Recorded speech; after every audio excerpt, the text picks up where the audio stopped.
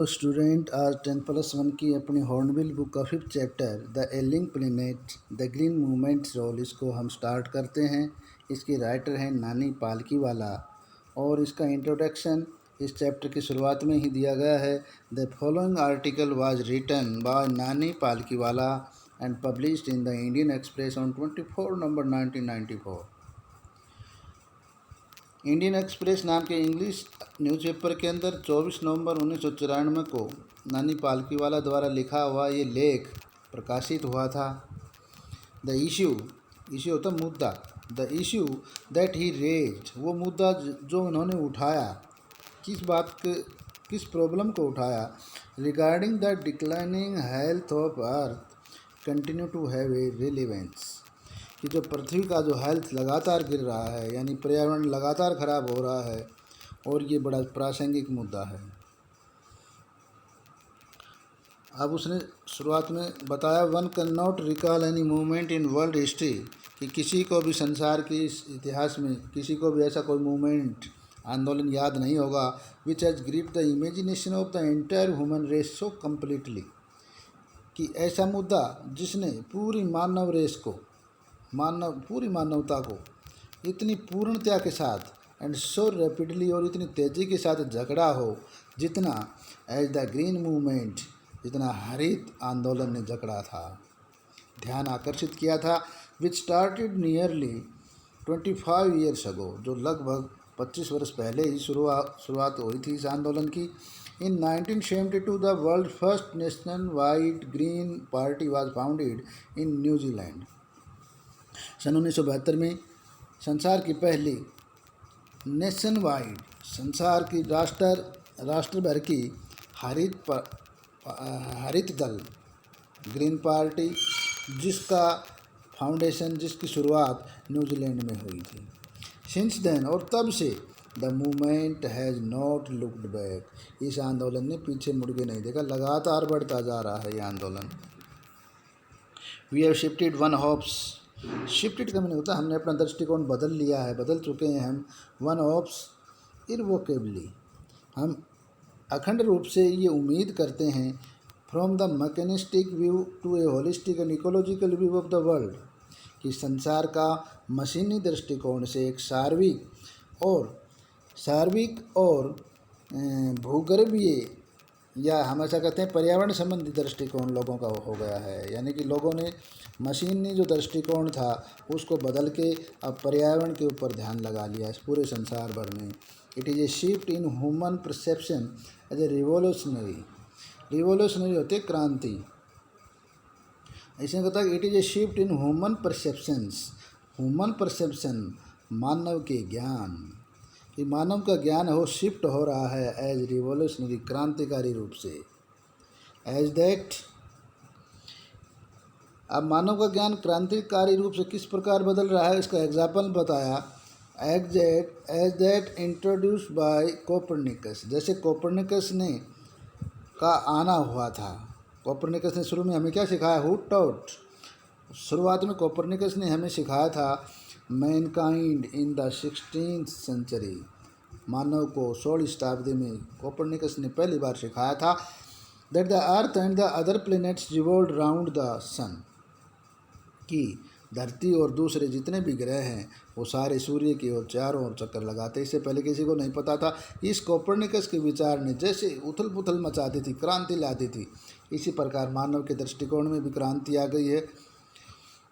पर्यावरण संबंधी उनका दृष्टिकोण बदल गया है। For the first time in human history, मानव के इतिहास में पहली बार there is a growing worldwide consciousness, संसार भर के अंदर एक जागरूकता पैदा हो रही है, consciousness, that the earth itself in a living organism, और ये भी बताया उसके अंदर कि धरती है वो खुद एक जीवित संगठक है, खुद ही एक जीवित लिविंग ऑर्गेनिज्म है। An enormous being of which we are parts, और इस विशाल संगठक के हम एक हिस्सा हैं। हम मानव है वो भी इसका एक विशाल अस्तित्व है जिसके हम एक हिस्सा हैं। It has its own metabolic needs, और कहता है कि इसकी अपनी खुद परिवर्तनशील आवश्यकताएं हैं। मेटाबॉलिक नीड्स परिवर्तनशील आवश्यकताएं हैं। एंड विटाल प्रोसेस और महत्वपूर्ण प्रक्रियाएं which need to be respected and preserved, जिसको हमें आदर और संरक्षण करने की आवश्यकता है, आदर देने की आवश्यकता है। और प्रिजर्व्ड का मीनिंग होता है संरक्षण, बचाने की आवश्यकता है। The earth vital signs reveal a patient in declining health. अब कहता है कि जो धरती को जो बड़े संकेत दे रही है बदलाव के, reveals a patient in declining health, एक रोगी का जो गिरता हुआ, डिक्लाइंग हेल्थ जैसे रोगी का गिरता हुआ शरीर है उससे पता लग जाता है। इसी प्रकार मान धरती के भी बड़े बड़े संकेत आ रहे हैं पर्यावरण के प्रदूषण के। We have began to realise our ethical obligation. अब उसने बताया कि अब हमें जो अपने एथिकल ऑब्लिगेशन थे, नैतिक दायित्व, एथिकल ऑब्लिगेशन नैतिक दायित्व, अब इसने बताया कि हम अपने ग्रह के प्रति जितने भी नैतिक दायित्व हैं, नैतिकता संबंधी दायित्व हैं, to be good stewards of planet, अपने प्लेनेट के प्रति, अपने ग्रह के प्रति, and responsible trustee of legacy to future generation, और अपनी आने वाली पीढ़ियों की जो धरोहर है उसके हम रिस्पॉन्सिबल ट्रस्टी बने, जिम्मेदार न्यासी बने, कि हम उसके हिस्सेदार तो हैं, उत्तरदायित्व तो है हमारा, लेकिन हमारी भी जिम्मेदारी इसमें तय हो कि फ्यूचर जनरेशन के लिए हम क्या छोड़ के जाएंगे। The concept of sustainable development was popularised in 1987। अब कहता कि ये धारणा, जो सस्टेनेबल डेवलपमेंट की जो धारणा है, स्थायी रूप से विकास का जो विचार है, धारणा है, वो 1987 के अंदर by the World Commission of Environment and Development, जो World Commission on Environment and Development की एक विश्व पर्यावरण और विकास आयोग ने, वर्ल्ड कमीशन ऑन एनवायरनमेंट पर्यावरण एंड डेवलपमेंट, पर्यावरण और विकास का जो विश्व पर्यावरण और विकास आयोग ने इसको लोकप्रिय बना दिया। कब बना दिया? 1987 में पॉपुलराइज्ड का मीनिंग होता है लोकप्रिय बना देना। In its report it defined the idea, कहता है कि इसकी रिपोर्ट के अंदर इन्होंने ये विचार सुझाया, क्या? Development that meets the needs of present, कि डेवलपमेंट जो विकास, ऐसा विकास जो भावी पीढ़ियों को अपनी आवश्यकताओं की पूर्ति करने की, नीड्स ऑफ प्रेजेंट यानी फिलहाल की, वर्तमान की आवश्यकताओं की पूर्ति करना, without compromising the ability of future generation to meet their needs, कि भावी पीढ़ियों की, जो आने वाली पीढ़ियां हैं, उनकी आवश्यकताओं से कंप्रोमाइज़ न करके, कोई समझौता न करके, without stripping the natural world of resource future generation would need, बिना without stripping the natural world of resource, कहता है कि जो प्राकृतिक संसाधनों का जो संसार है उसको लूटे बिना, विदाउट स्ट्रिपिंग, बिना लूटे, प्राकृतिक संसाधनों के संसार को बिना लूटे, फ्यूचर जनरेशन वुड नीड, हमारी जो भावी पीढ़ियां हैं उनकी आवश्यकताएं, इसी की चीज़ों की आवश्यकता होगी। इन द जू, अब नेक्स्ट चैप्टर में उसने थोड़ा सा बताया, in the zoo at Lusaka Zambia, Zambia के एक शहर है लुसाका, उसकी एक जू है जो के अंदर there is a cave where the notice reads, वहाँ पिंजरे के बाहर एक नोटिस लगाया हुआ था, कुछ लिखा हुआ था, the world's most dangerous animal, कि इस पिंजरे के अंदर संसार का सबसे खतरनाक जानवर है। Inside the cave there is no animal, लेकिन पिंजरे के अंदर देखा तो कोई जानवर नहीं था, but a mirror where you see yourself, लेकिन उसमें एक शीशा लगा हुआ था जिसमें आप खुद को ही देख सकते हो। Thanks to the effort of a number of agency in different country, तक विभिन्न देशों की अलग अलग जो एजेंसियाँ थी उनके इस प्रयास के लिए उनका धन्यवाद। A new awareness has now dawn upon the most dangerous animal. इस सबसे खतरनाक जानवर के अंदर एक नई जागरूकता पैदा करना इन द वर्ल्ड, संसार भर में नई जागरूकता। तो न्यू डेंजरस एनिमल कौन है? ये मनुष्य के लिए कहा कि मनुष्य सबसे अधिक खतरनाक जानवर है संसार का। तो उसको अवेयरनेस पैदा करने के लिए संसार भर की इन एजेंसियों का धन्यवाद। He has realized the wisdom of shifting from a system based on domination to one based on partnership. अब उसने बताया कि उसे समझ लिया है। He has realized, अब मनुष्य ने ये महसूस कर लिया है, the wisdom of shifting from a system based on domination, system based on domination यानी प्रभुत्व पर आधारित व्यवस्था से हट के हमने अपनी व्यवस्था ऑन बेस्ड ऑन पार्टनरशिप, अब भागीदारी पर आधारित व्यवस्था अपनाने में हमारी बुद्धिमत्ता, हमारी समझ होनी चाहिए। Scientist have catalogued about 1.4 million living species with which Mankind share the earth. वैज्ञानिकों ने लगभग 1.4 million, it means 14 lakh 14 lakh सजीव प्रजातियाँ, लिविंग स्पीशीज 14 लाख सजीव प्रजातियों को इस धरती के ऊपर, ये बताया कि इस धरती के ऊपर इतनी 14 लाख सजीव प्रजातियाँ मानव के साथ यहाँ जीवन शेयर कर रही हैं। Estimates vary widely as regard the still uncategorised living species. और कहता कि एस्टिमेट ये भी है कि इतने अधिक इनके अलावा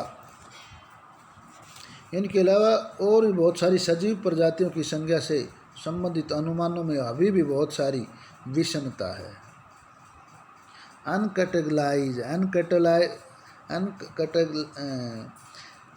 जो जिनकी कैटेगरी अभी नहीं बनाई गई है, अवर्गीकृत बहुत सारी सजीव प्रजातियां हैं संसार भर की, वो भी मौजूद हैं। बायोलॉजिस्ट रिकन, अब जो बायोलॉजिस्ट है अपने जीव वैज्ञानिक, अब जीव वैज्ञानिकों ने के अनुमान say that about 3 to 100 million other living species, कि जीव वैज्ञानिकों के अनुमान के हिसाब से 3 to 100 मिलियन यानी 30 लाख से 1 अरब के आसपास और भी दूसरी लिविंग स्पीशीज, और भी दूसरी सजीव प्रजातियाँ स्टिल लैंग्विश अननेम्ड इन इग्नोमिनियस डार्कनेस। 1 अरब के करीब अन्य प्रजातियाँ अभी भी, कहता है, लैंग्विश अननेम्ड, अननेम का जिनका अभी तक कोई नाम नहीं रखा गया है, गुमनाम है वो। इग्नोमिनियस डार्कनेस, अभी भी बदनामी के अंधेरे में वो तड़प रही है, लैंग्विश तड़प रही है, यानी कि उनको अभी तक अरबों ऐसी प्रजातियां हैं जिनको अभी तक कोई नाम नहीं दिया गया है। One of the early international commission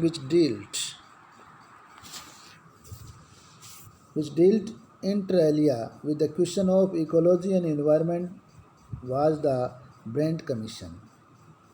Brent commission यानी ब्रेंट आयोग ने, जिसके एक सम्मानित, one of the early international commission, एक शुरुआती अंतर्राष्ट्रीय आयोग, शुरुआत में अंतर्राष्ट्रीय आयोग आया था, विच डील्ट, जिसने ये बताया था, ये विचार दिए थे, इंटर आलिया, कि इनके प्रारंभिक समय के अंदर with the question of ecology and environment, जिसके अंदर इकोलॉजी यानी पारिस्थितिकीय और पर्यावरण संबंधी प्रश्नों पर विचार किया गया।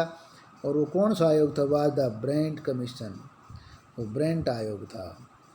विच हैड ए डिस्टिंक्ट इंडियन, और जिसके एक बहुत ही डिस्टिंक्ट, बहुत ही सम्माननीय, respectable Indian as one of its member, जो उसके इस आयोग के एक सदस्य थे, भारतीय सदस्य थे, mister L K Jha. The first Brent report raise the question, तो ब्रेंट आयोग की जो पहली रिपोर्ट थी उसमें ये प्रश्न उठाया गया, are we leave our successor a scorch planet of advancing desert. अब क्या बताया, are we are we to leave, क्या हम छोड़ रहे हैं, छोड़ने जा रहे हैं, और सक्सेसर, सक्सेसर का मीनिंग होता है हमारे पीछे आने वाले लोग, यानी हमारे आने वाली अगली पीढ़ी के लिए। ए स्कोर्स प्लेनेट, एक जला भुना, स्कोर्स प्लेनेट एक जला भुना ग्रह, यानी पूरी तरह से प्रदूषित ग्रह, क्या अपनी आने वाली पीढ़ी के लिए हम छोड़ के जा रहे हैं। ऑफ एडवांसिंग डेजर्ट, जो हमारा ग्रह है वो रेगिस्तान की ओर आगे बढ़ रहा है, रेगिस्तान बनता जा रहा है। इम्पोवरिस्ड लैंडस्केप्स, और इसकी जितने भी लैंडस्केप हैं वो सारी इम्पोवरिस्ड हो रही हैं, यानी सारी धरती है वो कमज़ोर होती जा रही है। एंड एलिंग इन्वायरमेंट, और यहाँ का पर्यावरण है वो कमज़ोर, बीमार होता जा रहा है।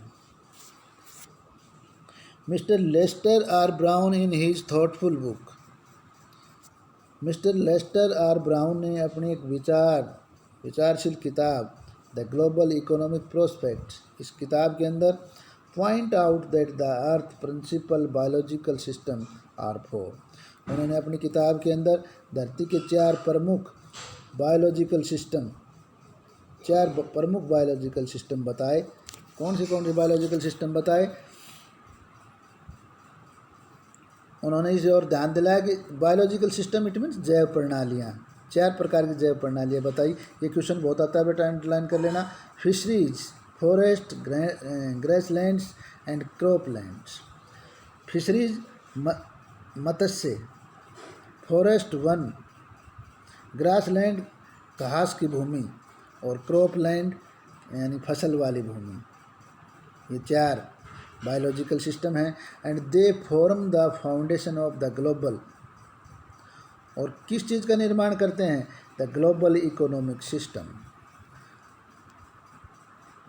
ग्लोबल इकोनॉमिक सिस्टम का निर्माण करते हैं, यानी हमारी विश्वव्यापी अर्थव्यवस्था का आधार है, ये फाउंडेशन है। In addition to supplying our food, हमें भोजन प्रदान करने के साथ साथ these four system provide virtually all the raw material for industries, हमारी इंडस्ट्रीज़ के लिए सारा कच्चा माल यहीं से, इन्हीं सिस्टम से, तो चार जीव प्रणालियाँ बताई, इन्हीं से सारा कच्चा माल हमें मिलता है। Except minerals and petroleum derived synthetics, केवल खनिज पदार्थ और पेट्रोलियम बेस की जितनी भी सिंथेटिक्स चीज़ें हैं उनको छोड़ के बाकी जो भी रॉ मटेरियल है वो सारी चारों इकोसिस्टम से आता है। In large areas of the world, संसार के बहुत अधिक लंबे क्षेत्र में, human claims on these system are reaching an unsustainable level, अब मानव ने दावा किया है, human claims on these systems, इन जीव प्रणालियों के ऊपर मानव ने दावा किया है, are reaching an unsustainable level, unsustainable अस्थिर करने वाले, सस्टेनेबल तो स्थायी, अनसस्टेनेबल होते हैं अस्थायी, अस्थायी स्तर के ऊपर पहुंच गए हैं।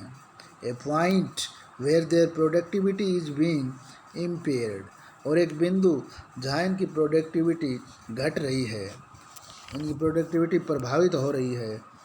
व्हेन दिस हैपन, तो तब ये होता है, क्या होता है?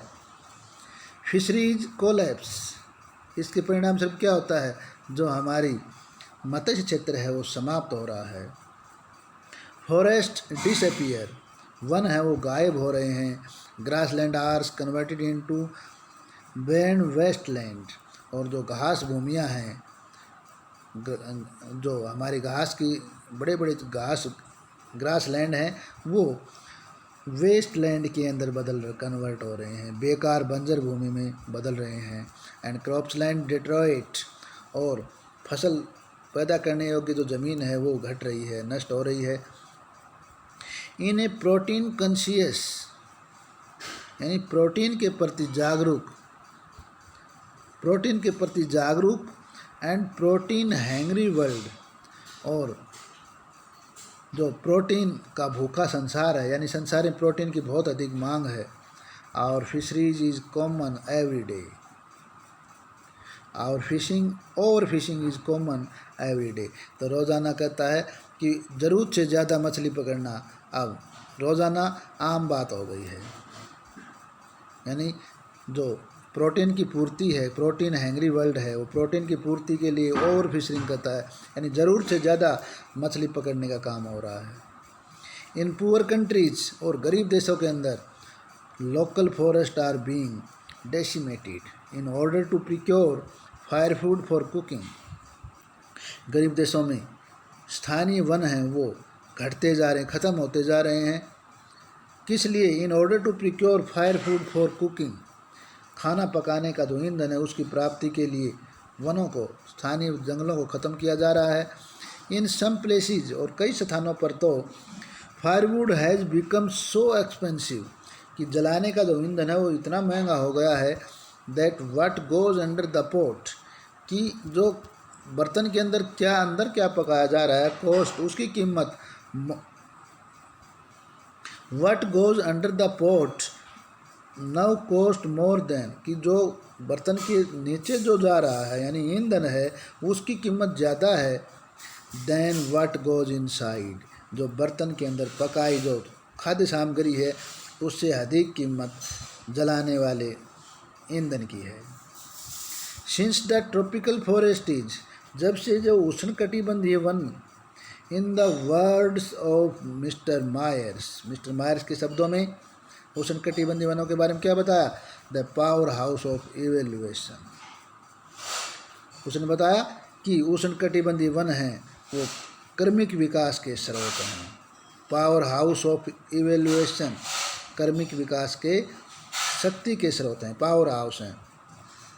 Several species of life face extinction as a result of its destruction. Its destruction, इन हमारे वनों के डिस्ट्रक्शन से, नष्ट होने से बहुत सारी प्रजातियां, several species of life face extinction, वो अपने जीवन को नष्ट होने के, यानी वो बहुत सारी प्रजातियां लुप्त होने का सामना कर रही हैं, यानी लुप्त होने जा रही हैं। वन खत्म हो रहे हैं तो बहुत सारी प्रजातियां भी लुप्त हो जा रही हैं। It has been well said, कहता है it has been well said that forest precede mankind. सच ही कहा गया कि मनुष्य के आने से पहले जंगल होते थे। प्रीसीड यानी इससे पहले, मनुष्य से पहले, मैनकाइंड मानव से पहले वन होते थे। डेजर्ट्स फॉलो, और मानव का फॉलो किसने किया? यानी मानव के पीछे रेगिस्तान, यानी वनों को नष्ट करके मानव रेगिस्तान बना रहा है, ज़मीन को रेगिस्तान में बदल रहा है। The world's ancient patrimony of tropical forest is now eroding, कि संसार की जो प्राचीन ट्रॉपिकल फॉरेस्ट की जो संपत्ति है, उष्णकटिबंधीय वनों की हमारी जो पैतृक संपदा है, पैट्रिमोनी, इज नाउ इरोडिंग, अब वो संपदा लगातार लुप्त हो रही है। किस हिसाब से? Eight the rate of 40 to 50 million acre a year, एक साल में लगभग 4-5 करोड़ एकड़ प्रतिवर्ष की दर से लुप्त हो रही है। And the growing use of dung for burning deprives, जलावन के रूप में, बर्निंग डिप्राइव, जलावन के रूप में, ईंधन के रूप में जब से हमने डंग का यूज किया है, डंग यानी गोबर को भी हम जलावन के लिए यूज करें, उपले बना के यूज करते हैं। The soil of an important natural fertiliser, जो कि गोबर है वो हमारी मिट्टी के लिए एक बहुत ही महत्वपूर्ण प्राकृतिक खाद है, और उसको हम जलाने में प्रयोग कर रहे हैं। The world bank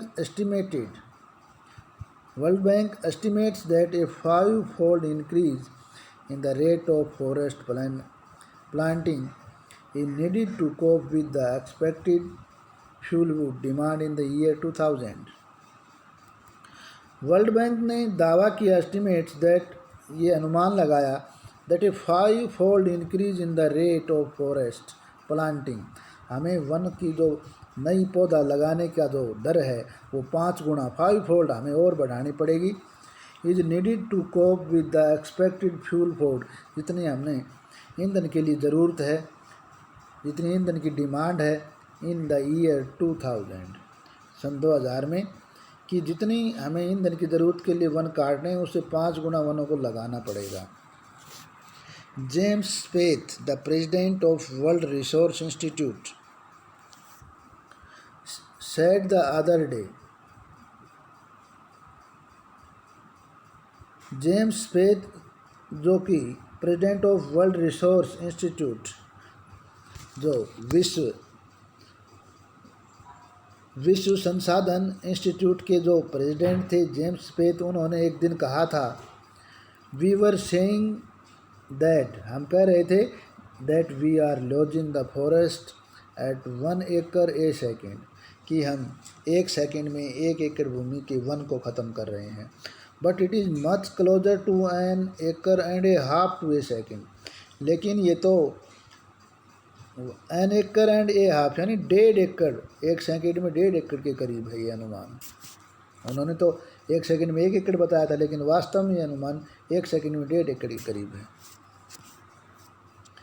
article 48 of constitution of India provides, भारतीय संविधान की धारा 48 में ये कहा गया है, the state shall endeavour to protect and improve the environment, कि सरकार एक राज्य को पर्यावरण की रक्षा करने, एंड इम्प्रूव द इन्वायरमेंट, और पर्यावरण में सुधार करने,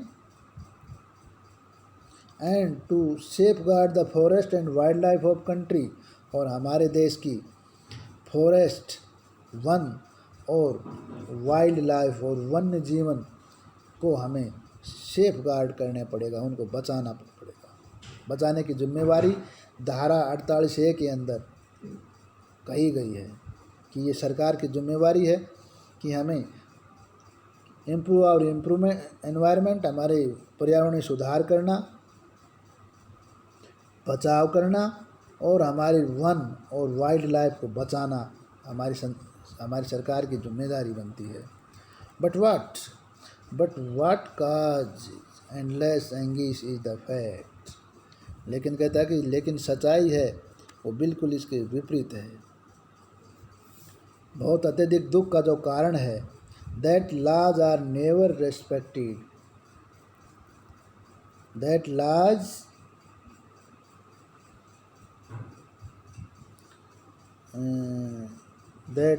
are never respected nor enforced in India, कि भारत के अंदर कानूनों का सम्मान नहीं किया जाता है और न ही भारत के अंदर इन्फोर्स्ड यानी ज़बरदस्ती कानूनों को लागू किया जा सकता है। फॉर इंस्टांस, अब इसमें एक एग्जांपल बताए, उदाहरण के लिए, द कॉन्स्टिट्यूशन सेज, संविधान कहता है, that the casteism, untouchability and bonded labour shall be abolished, कि भारत के संविधान में कहा गया है कि जो जातिवाद है, छुआछूत की भावना है, बॉन्डेड लेबर है यानी ज़बरदस्ती लेबर करा, बंधुआ मजदूरी, ये शैल बी अबोलिश्ड, इनको ख़त्म किया जाना, समाप्त किया जाएगा। बट दे फ्लोरिश शेमलेसली, लेकिन ये सब कुछ बड़ी शर्म के साथ फल फूल रहे हैं। फ्लोरिश माने फल फूलना, शेमलेसली बड़ी शर्म के साथ, यानी कि जातिवाद है बढ़ रहा है, छुआछूत की समस्याएं बढ़ती जा रही है, बंधुआ मजदूरी है ये बढ़ती जा रही है। Even after 44 years of the operation of the constitution, संविधान लागू होने के 44 साल के बाद भी ये बड़ी बेशर्मी के साथ ये चीज़ें लागू हैं। A recent report of our parliament's estimate committee, हमारी संसद की जो आकलन कमेटी थी उसकी एक ताज़ा रिपोर्ट के अनुसार, हैज़ हाईलाइटेड, उन्होंने इस बात को उजागर किया, the near catastrophic depletion of India's forest, कि भारत की जो वन हैं ओवर द लास्ट 4 डिकेड्स, पिछले 4 दशकों के अंदर भारत के वनों की कैटेस्ट्रोफिक डिप्लेशन हुआ है, बहुत भयानक रूप से, कैटेस्ट्रोफिक डिप्लेशन भयानक रूप से विनाश हुआ है वनों का।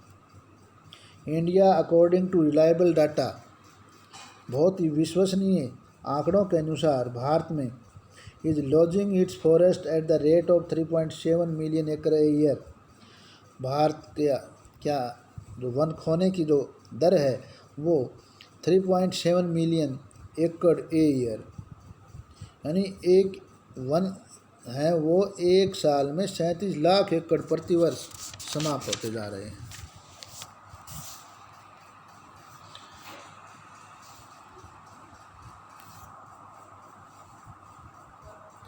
लार्ज एरियाज बहुत अधिक क्षेत्र के अंदर ऑफिशियली डेजिनेटेड, आधिकारिक रूप से इस बात को स्वीकार किया जाता है, दिखाया जाता है एज फॉरेस्ट लैंड, जिस क्षेत्र को वन क्षेत्र दिखाया जाता है, आर ऑलरेडी वर्चुअली ट्रीलेस, लेकिन एक्चुअल में अब अगर हम जाके वहाँ ज़मीन पे देखें तो वो ज़मीन पूरी तरह से पेड़ों से विहीन है, ट्रीलेस है, वहाँ कोई पेड़ ही नहीं है, लेकिन आधिकारिक रूप से वहाँ वन दिखाए गए हैं। The actual loss of forest is estimated to be about 8 times the rate indicated by government.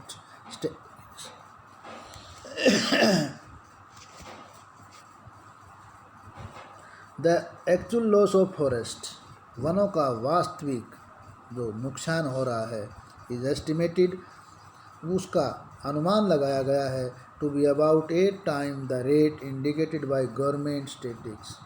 सरकार जो आंकड़े दिखाती है उसके 8 गुना ज़्यादा नुकसान हो रहा है, ये दावा किया गया है। ए 3-year स्टडी यूजिंग सैटेलाइट, उपग्रह की 3 साल की एक अध्ययन से, and aerial photography conducted by the United Nation, और यूनाइटेड नेशन के द्वारा जो फोटोग्राफी कराई गई, वांस उसके अंदर ये चेतावनी दी गई that the environment has deteriorated so badly, कि हमारा पर्यावरण इतनी बुरी तरह से डिट्रोइट हो रहा है, इसका इतनी बुरी तरह से हरासमेंट नष्ट हो रहा है, that it is critical in many of 88 countries investigated. लगभग 88 देशों में इसकी जांच की गई थी, वहाँ इनकी कंडीशन बहुत ही क्रिटिकल कंडीशन है, बहुत दयनीय हालात है। There can be no doubt that the growth of world population is one of the strongest factor distorting the future of human society. इसमें कोई संदेह नहीं है, there can be no doubt, इसमें कोई संदेह की बात नहीं है कि जो ग्रोथ ऑफ वर्ल्ड पॉपुलेशन है, संसार की जनसंख्या की जो वृद्धि है, वो one of the strongest factor, वो एक सबसे अधिक प्रभावित करने वाला कारण है, distorting the future of human society, मानव समाज का भविष्य बिगाड़ने वाला सबसे बड़ा कारण है। It took mankind more than 1 million years to reach the first billion, कहता कि मानव को 1 मिलियन यानी 1 अरब जनसंख्या होने में लगभग 1 million years to reach the first billion, यानी फर्स्ट बिलियन 1 अरब जनसंख्या होने में लगभग 1 million ईयर 10 लाख वर्ष लग गए थे। पहले 10 लाख वर्षों के अंदर जब से मानव हुआ था, 10 लाख वर्षों के बाद जनसंख्या 1 अरब हुई थी। That was the world population around the year 1800, और जो जनसंख्या 1 अरब थी वो संसार भर की सन 1800 के आसपास 1 अरब जनसंख्या थी।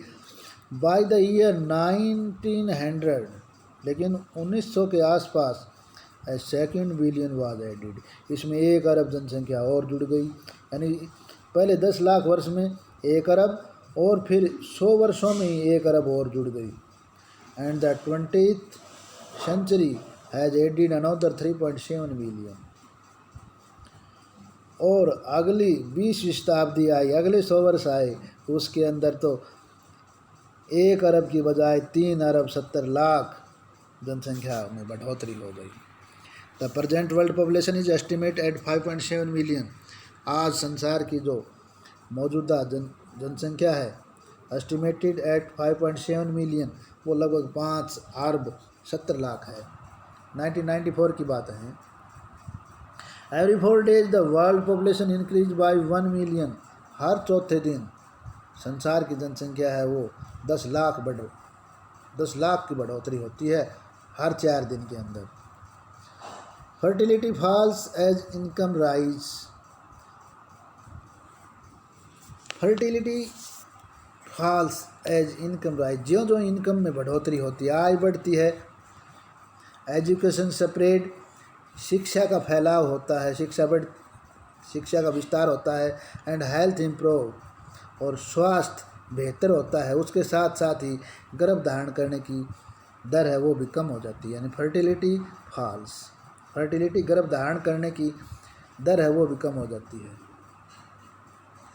दस development is the best contraceptive, अब कहा इसने बताया कि विकास है वो सबसे अधिक गर्भ निरोधक का काम करता है, यानी जनसंख्या को कम करने का काम विकास है, संसार में विकास होना चाहिए। बट डेवलपमेंट इटसेल्फ में नॉट बी पॉसिबल, लेकिन जो विकास है वो अपने आप में तब तक संभव नहीं है if the present increase in the numbers continue, कि अगर जब तक जनसंख्या वर्तमान वृद्धि की तरह ऐसे ही अगर वृद्धि होती रही तो विकास भी संभव नहीं है। द रिच गेट रिचर, अमीर आदमी अमीर होता जा रहा है। द पुअर बिगेट चिल्ड्रन, और गरीब निर्धन लोग वो बच्चे पैदा कर रहे हैं, which condemn them to remain poor, और अमीर आदमी हैं इस प्रकार गरीब लोगों के ऊपर अमीर आदमी उनकी आलोचना करते हैं, कंडम आलोचना करना। More children does not mean more worker, कहता है अधिक बच्चे पैदा करने का मतलब ये नहीं कि अधिक हमें वर्कर मिलेंगे, merely more people without work, बल्कि इसके उल्टा अधिक लोग बेरोजगार होंगे, बेरोजगारी बढ़ेगी अगर जनसंख्या बढ़ेगी तो। इट इज़ नॉट सजेस्टेड, ऐसा सुझाव नहीं दिया गया है, that human being be treated like a cattle, कि मानव को पशुओं की तरह उनका मानव के साथ व्यवहार किया जाए, एंड कंपल्सरीली सेटरलाइज्ड, और उनको ज़बरदस्ती सेटरलाइज्ड किया जाए, उनको ज़बरदस्ती नसबंदी की जाए, sterilised. But there is no alternative to voluntary family planning without introducing an element of coercion, लेकिन कहता है there is no alternative to voluntary family planning, voluntary family planning अपने आप अपनी मर्जी से फैमिली प्लानिंग करना के अलावा और कोई विकल्प नहीं है।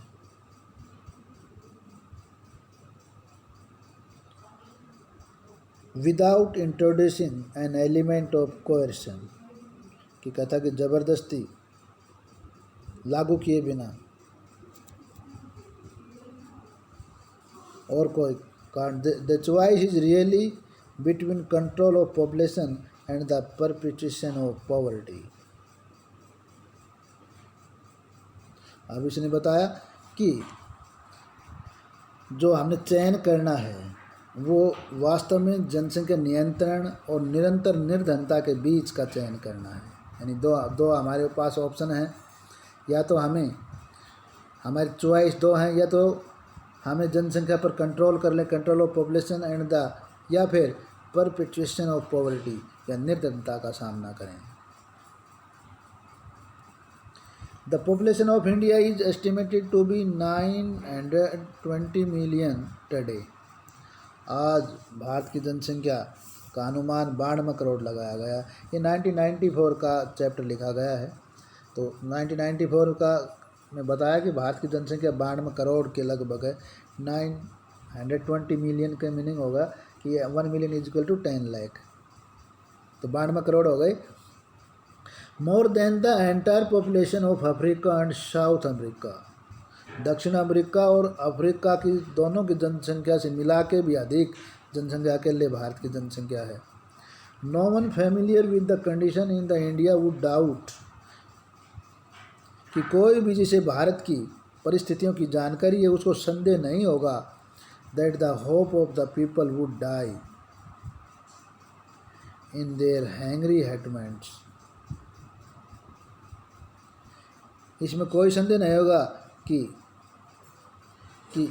In the hope of the people, कि लोगों की उम्मीद would die in their hungry hutment, वे अपने झोपड़पट्टियों के अंदर भूखे मर जाएं, बजाय unless population control is given topmost priority, बजाय कि लोगों की जनसंख्या नियंत्रण को सर्वाधिक प्राथमिकता नहीं दी जाती, इसमें कोई संदेह नहीं है। यानी कि जनसंख्या नियंत्रण को टॉप मोस्ट प्रायोरिटी नहीं दी जाती, सर्वाधिक प्राथमिकता नहीं जाती, बजाय लोग हैं वो भूखे झोपड़पट्टियों में भूखे मर जाते हैं। For the first time in human history we see a transcending concern, कहता कि पहली बार मानव के इतिहास में हमने ट्रांसजेंडिंग कंसर्न, मानव के इतिहास में पहली बार बढ़ती हुई चिंता देख रहे हैं। किस चीज़ की?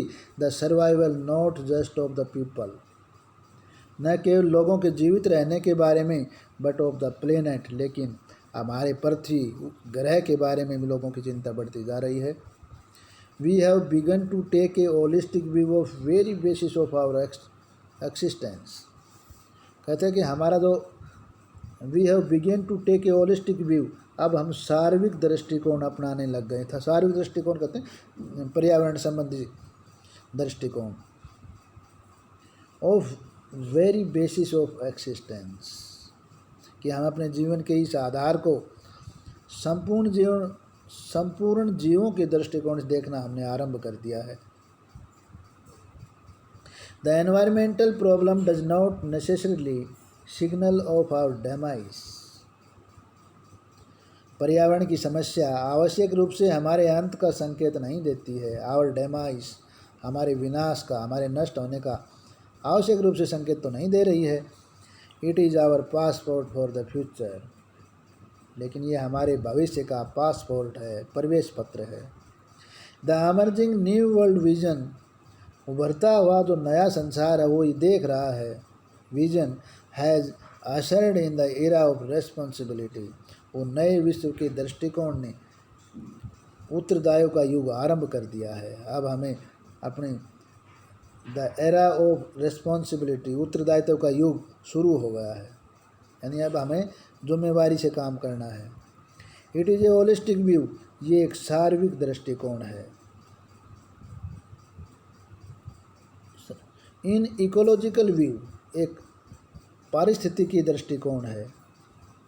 Seeing the world as an integrated, कि हम सारे संसार को एक इंटीग्रेटेड रूप में, संपूर्णता के रूप में, अखंड रूप से देखते हैं। All rather than A dissociated collection of parts, बजाय संसार को भिन्न भिन्न भागों के रूप में, भिन्न भिन्न भागों के कलेक्शन के रूप में देखने के बजाय हम संसार को अखंड रूप में देख रहे हैं। Industries has a most crucial role to play in this new era of responsibility, कहते हैं कि जिम्मेवारी के नए युग में जो हमारी इंडस्ट्रीज हैं वो एक महत्वपूर्ण रोल अदा कर सकती हैं। What a transformation would be affected, what a transformation would be affected if more, तो कैसी कायापलट हो जाएगी। ट्रांसफॉर्मेशन वुड बी अफेक्टेड, कैसी हमारी कायापलट हो जाएगी। If more businessman share the view of chairman of due point, mister Edgar S Woolard, कि अगर हमारे बिजनेसमैन, हमारे जितने भी व्यवसायी हैं, वो ड्यू पॉइंट के चेयरमैन श्रीमान एडगर एस वुलार्ड की विचारधारा को अपनाएं। 5 years ago, जिन्होंने 5 साल पहले डिक्लेयर्ड कर दिया था, declared himself to be the company's chief environmental officer, उन्हें कंपनी का मुख्य पर्यावरण अधिकारी अपने आप को घोषित कर दिया था। ही साइड वो बोले, our continued existence is as a leading manufacture requires. 5 वर्ष पहले उन्होंने अपनी कंपनी का पर्यावरण अधिकारी घोषित किया था। उन्होंने कहा कि आवर कंटिन्यूड एक्सिस्टेंस, हमारा अपना अस्तित्व लगातार बनाए रखने के लिए एज ए लीडिंग मैन्युफैक्चरर, मुख्य उत्पादक के रूप में, require that we excel in environmental performance, कि हमें अपनी आवश्यक रूप से हम पर्यावरणीय उपलब्धियों के लिए सर्वश्रेष्ठ कार्य करना पड़ेगा। Of all the statement made by Margaret Thatcher, कहते हैं कि मार्गरेट थैचर के द्वारा जितने भी स्टेटमेंट दिए गए, जितने भी उन्होंने अपने जितने भी भाषण दिए गए थे, कब दिए गए? During the years of her prime ministership, अपने प्रधानमंत्री के काल में। वो ब्रिटिश की प्रधानमंत्री थी मार्गरेट थैचर, तो कहते प्रधानमंत्री रही तब तक जितने भी उन्होंने वक्तव्य दिए थे, स्टेटमेंट दिए थे, नन हैज़ पास सो डिसीवली, उनमें कोई व्यक्तित्व कोई भी उनका कोई भी विचार into the current coin of English usage as are felicitous words, कहता है कि जितने भी ये उनमें अंग्रेजी भाषा में इतना प्रचलित नहीं हुआ, कोई भी उनका विचार अंग्रेजी भाषा में फेलिटियस वर्ड, जो इन शब्दों, जो ये आगे जो शब्द बताएं, ये शब्द सबसे अधिक फेमस हुए हैं। क्या बताया उन्होंने? No generation has a freehold on this earth, कि उन्होंने कहा कि कोई भी जनरेशन है, no generation has a freehold on this earth, इस धरती के ऊपर कोई भी जनसंख्या है वो फ्री होल्ड नहीं है, यानी किसी भी का अपने उत्तराधिकार नहीं है। All we have as a life tenancy, हम सब एक लाइफ टेनेंसी है, हमारा जीवन है वो एक काश्तकार के रूप में, यानी जैसे हम किराए की भूमि पे खेती करते हैं, काश्तकारी करते हैं, भूमि किसी की और इसी प्रकार हमारा जीवन भी किराए की खेती की तरह है, काश्तकार की तरह। No generation had a freehold on this earth, कथा है कि किसी भी पीढ़ी को स्वामित्व का, इस ज़मीन के ऊपर स्वामित्व का अधिकार नहीं है कि बस अपने लिए आगे वाली पीढ़ी के लिए कुछ नहीं छोड़ के जाना। All we have a life tenancy, हमारा जीवन तो एक टेनेंसी की तरह है, किराएदार की, काश्तकारी की खेती की तरह है।